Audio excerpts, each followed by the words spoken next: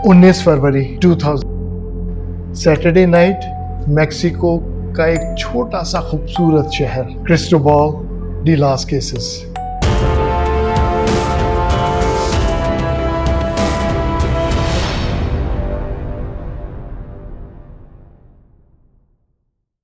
Southern Mexico की शाम तो वैसे भी बहुत खूबसूरत होती है, और ये शहर तो वैसे भी एक बहुत पुराना शहर जिसकी अपनी तहजीब बहुत पीछे जाके मायान्स के साथ मिलती है, यानी कदीम एंशंट माया तहजीब के साथ। और वैसे भी सर्दी की शामें थी तो एक अजीब सा निखार इस शहर पे आया हुआ था।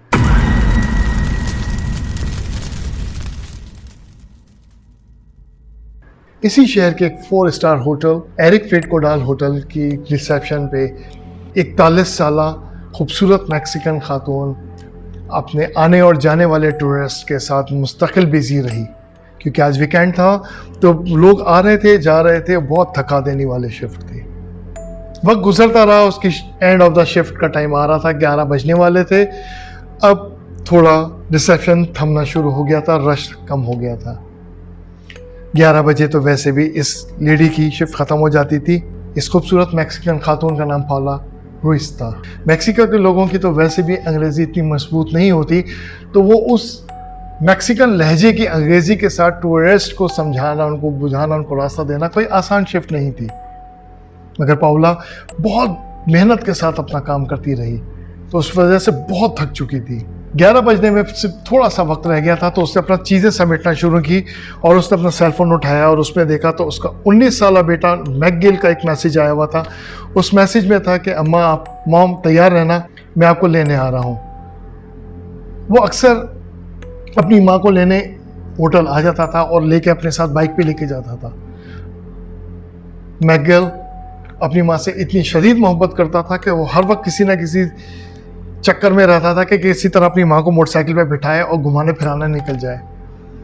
मगरबी माशरे के अंदर, चाहे वो मैक्सिको हो, अमेरिका हो, कनाडा हो या साउथ अमेरिका हो, वहाँ पे अपनी माँ के साथ बिठा के बाइक्स पे घूमना फिरना बड़ा ऑड समझा जाता है, ख़ासतौर पे टीनेज लोगों के अंदर, टीनेज लड़कों के अंदर, लड़कियों के अंदर। मगर मैकगिल को इसकी परवाह नहीं थी, ना ही पाउला को इस बात की परवाह थी।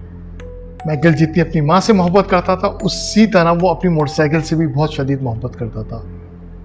ये 4 star hotel actually main street के ऊपर था। इसकी अपनी पर्सनल कोई भी पार्किंग नहीं थी। ये 5 स्टार होटल तो था नहीं, तो इसकी अमूमन पार्किंग रोड के ऊपर ही होती थी। ये रोड इस तरह की थी कि इसके आसपास की गलियां इस रोड पर आके कनेक्ट होती थी, और ये रोड घूम के आके इस होटल के पास से होती हुई गुजरती हुई एक मशहूर सिटी के डिस्ट्रिक्ट की तरफ निकल जाती थी। ये 4 स्टार होटल यहीं पे मौजूद था, जिसमें अमूमन गेस्ट की पार्किंग्स रोड के ऊपर ही होती थी। आज वीकेंड था तो मैकगिल ने अपनी बाइक उस होटल से पीछे की टर्निंग पे की थी, क्योंकि यहाँ पे उसको कहीं भी पार्किंग नहीं मिली। वो अपनी बाइक पार्क करके होटल के दरवाजे पर आया और बहादुर से इशारा करके अपनी मॉम को कहा कि मॉम, फ्री हो जाओ तो आ जाना, मैं वेट कर रहा हूँ। होटल का स्टाफ भी इन दोनों माँ बेटी की इस मोहब्बत को बहुत अच्छी तरह जानता था, और वो इस बात से यूज्ड टू था कि पाउला का बेटा इसको आके अमूमन अक्सर इसको अपने साथ ले जाता है। और मैकगिल की उस स्टाफ से भी बहुत अच्छी हाई हेलो थी। पाउला ने अपनी शिफ्ट को साइन ऑफ किया और अपने बेटे के साथ ये बाहर आई और उसके साथ वॉक करती हुई उस टर्निंग की तरफ आई जहां पर इसकी बाइक खड़ी थी। ये दोनों जब इस टर्निंग पे पहुंचे तो उन्होंने देखा कि यहां से इनकी बाइक गायब थी। दोनों परेशान हो गए। मैकगिल बहुत ज्यादा अपसेट हुआ और बहुत ज्यादा नाराज होने लगा कि मेरी बाइक में यहीं तो पार्क करके गया था, किधर गई? तो उसकी माँ ने पूछा, आर यू श्योर तुमने यहीं पे बाइक पार्क की थी? तो उसने कहा, मॉम, मैंने बाइक यहीं पार्क की थी। ये बाइक बिल्कुल नहीं थी, और ये इतने आराम से इसकी कोई तारे मिला के कोई इसको स्टार्ट करके भी नहीं लेके जा सकता था। इसकी टेक्नोलॉजी इस तरह की थी।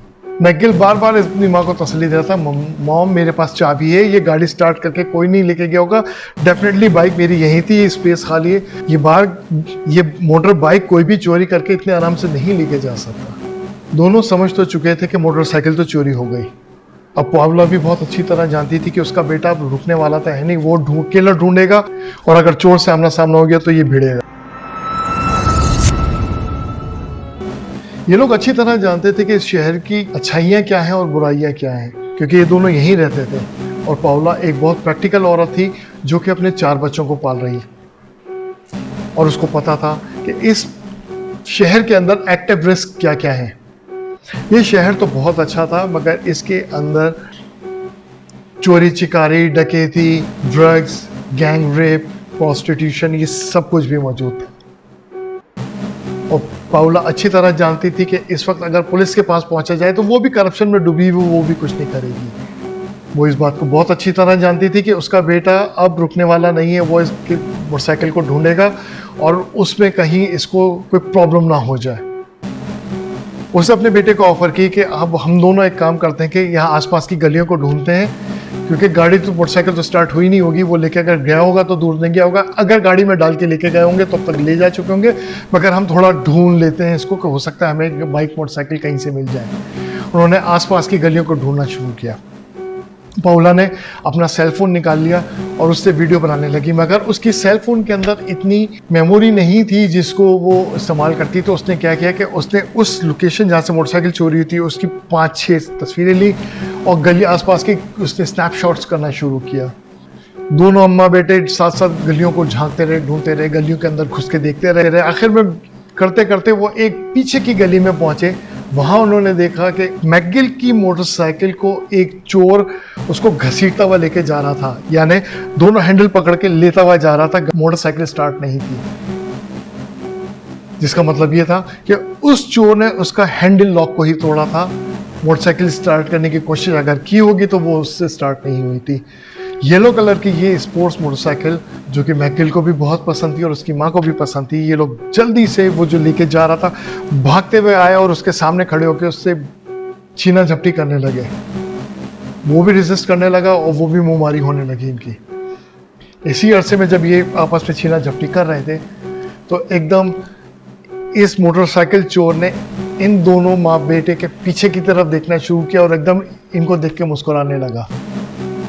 इसी अरसे में उनको दिखा कि एक मोटरसाइकिल इनके पीछे आके रुकी है, उसमें एक बंदा है।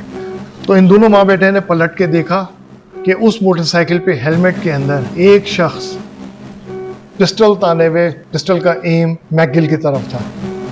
इसकी माँ ने देखा, जो ऑलरेडी फ़ोन निकाल के वो तस्वीर उसकी भी बना रही थी मोटरसाइकिल ले जाने वाले की और उससे बहस वहस कर रही थी, तो उसने फ़ौरन अपना रुख उस मोटरसाइकिल वाले की तरफ किया। यानी ये मोटरसाइकिल घसीटने वाला था, ये जो इसकी तरफ मुंह करके खड़े हुए थे, और पीछे से वो मोटरसाइकिल आई है जिसमें पिस्टल लेके खड़ा होता, और इन्होंने पलट के इस तरह देखा। तो पाउला ने फ़ोन जो उसके पास वहाँ था उसने उसकी तरफ देखा है, उसने उसकी एक क्लिक की और उसी पे धमाका हुआ है। पिक्चर क्लिक करते के साथ एक धमाका हुआ है, यानी कि उसने वहाँ से फायर किया और गोली सीधी जाके पाउला के दिल पे लगी। पाउला वहीं गिर गई। चोर ने वहीं पर मोटरसाइकिल छोड़ी। उस मोटरसाइकिल जो उसका साथी आया था उसके साथ बैठ के वो भाग गया। मैकगिल अपनी माँ को थाम के वहाँ ज़मीन पे पड़ के चीखें मारने लगा। इस फायर की आवाज़ से, चीखों की आवाज़ से जो उस गली के लोग थे वो भी आ गए और जो रोड से गुजर रहे थे वो लोग भी इस तरफ आ गए। फ़ौरन इमरजेंसी कॉल की गई और पाउला को हॉस्पिटल पहुंचाया गया, मगर अगले चंद घंटे के अंदर अंदर पाउला की वहाँ पे डेथ हो जाती है, क्योंकि गोली सीधी उसके दिल में जाके लगी और वहाँ पे वो फंस गई थी। ये खुशमिजाज, हंसमुख, खूबसूरत मैक्सिकन लेडी अपने बेटे को बचाने के लिए उसके सामने आके खड़ी हो गई थी, क्योंकि उसने मैकगिल को टारगेट किया हुआ था। तो इसने जिस वक्त फ़ोन निकाला था तो ये सामने आके अपने बेटे को आड़ बना के खड़ी हो गई थी, क्योंकि इसकी ममता इस पर गालिब आ गई थी कि इसके बेटे को कुछ ना हो। और गोली मैकगिल के बजाय पाउला को लगी। अब वो अपने पीछे मैकगिल और 3 और बच्चों को रोता छोड़ के इस दुनिया से रुखसत हो गई। पाउला की वो आखिरी क्लिक, ये वो तस्वीर थी जिसमें पुलिस ने इसके कातिल को भी अरेस्ट किया और उसके साथियों को भी अरेस्ट किया, और ये अरेस्ट 2 दिन के अंदर अंदर हो गया। ये लास्ट क्लिक, पाउला के हाथ की ली हुई आखिरी तस्वीर, ये आप भी देखिए। I sing a song we used to share, a melody filled with memories. यहाँ पाउला रीज़ो मैकगिल की कहानी ख़त्म होती है। इस बारे में मेरी ओपिनियन जाननी है तो आपको मेरी ओपिनियन के लिए इसी वीडियो के top of the pin comment के अंदर जाना होगा। वहाँ पे एक लिंक मिलेगा, उसको क्लिक करके आप मेरी ओपिनियन पे जा सकते हैं। जहां मैं मैक्सिको के बारे में मज़ीद और डिटेल भी दूंगा।